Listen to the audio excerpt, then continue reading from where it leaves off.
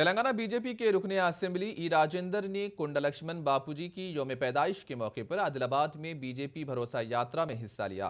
BJP के मुकामी कायदीन ने रैली के जरिए इनका जबरदस्त इस्तकबाल किया। ई राजेंद्र ने इस मौके पर खिताब करते हुए कहा कि कुंडा लक्ष्मण बापू के सवाने हयात पर रोशनी डाली गई। इन्होंने कहा कि कुंडा लक्ष्मण बापू वो शख्सियत थे जिन्होंने अलहदा तेलंगाना के लिए सबसे पहले तहरीक शुरू की थी। इन्होंने TRS हुकूमत को तनकीद का निशाना बनाया। इस मौके पर रुकने पार्लियामेंट आदिलाबाद एस बापूराव के अलावा दीगर भी मौजूद थे।